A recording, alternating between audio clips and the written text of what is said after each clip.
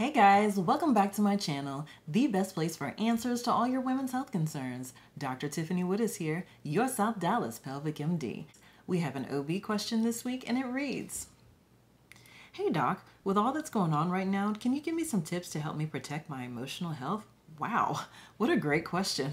By the way, if you have a topic you'd like to see us address on this channel, be sure and drop it in the comments below. Let's get into it.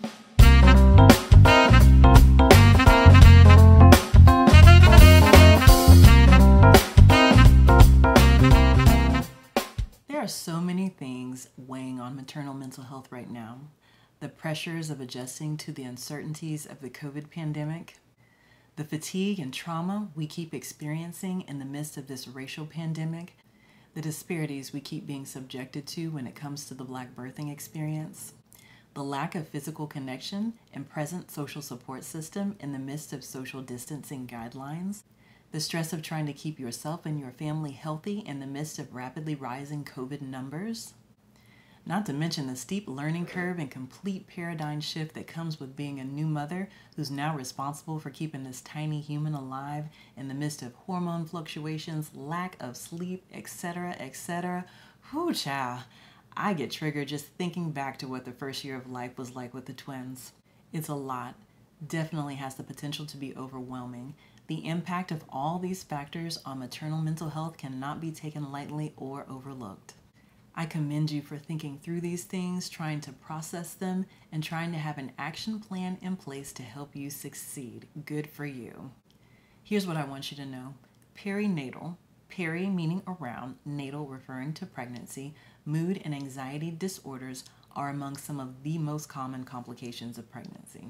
These disorders include depression during pregnancy, anxiety, post-traumatic stress disorder, and postpartum depression. According to the American College of Obstetricians and Gynecologists, 20% or 1 in 5 women are affected by these disorders. Not only do these disorders impact the mom, the child, and the family, but they impact each and every stage of pregnancy. Black women are at increased risk for perinatal mood and anxiety disorders. The consequences of these disparities can be devastating for our families.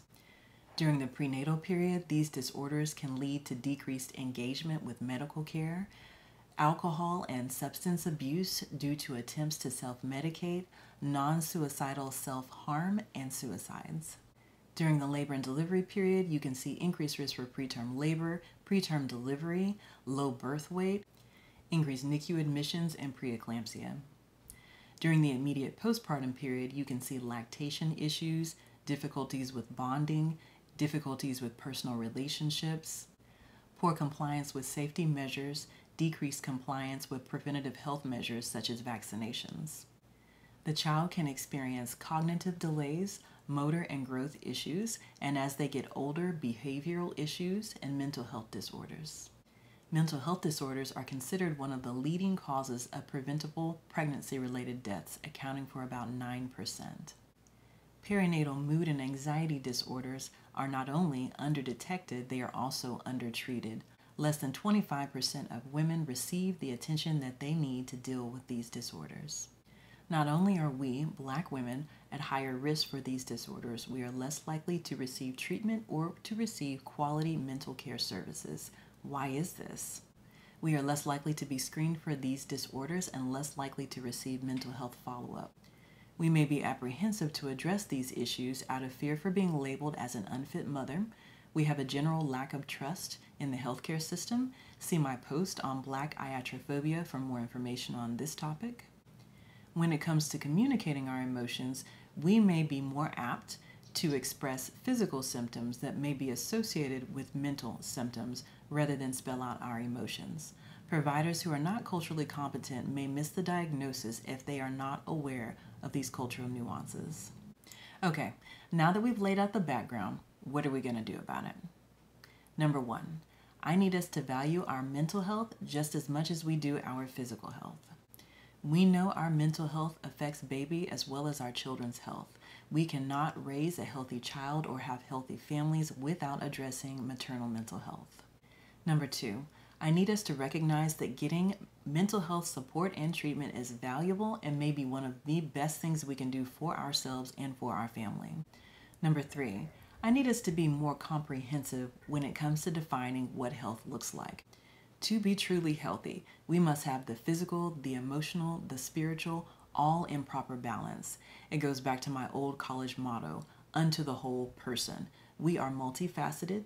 Each and every part of us matters. No one part is more important than the other. Number 4, I need us to show some grace to ourselves. Be easy on yourself. Show yourself some compassion. This journey is hard. It is not for the faint at heart. It is okay not to have all the answers. It is okay not to always get it right.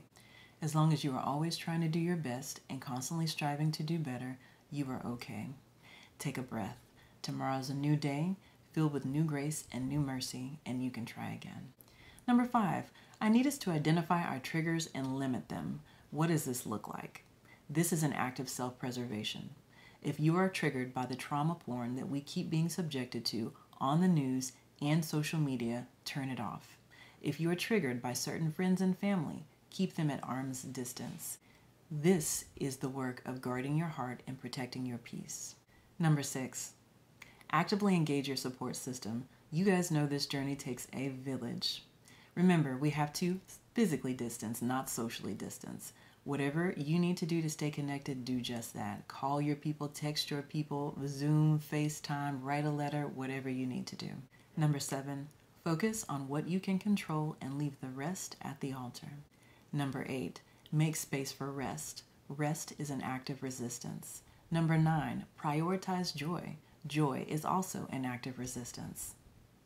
That's it for today, guys. I hope this helps somebody. As always, I appreciate you. Take good care and stay healthy, friends. If you enjoyed this video and want to see more like it, be sure and hit the like button and follow us at DocWoodus, that's DocWoodus, for all the latest updates. Thank you.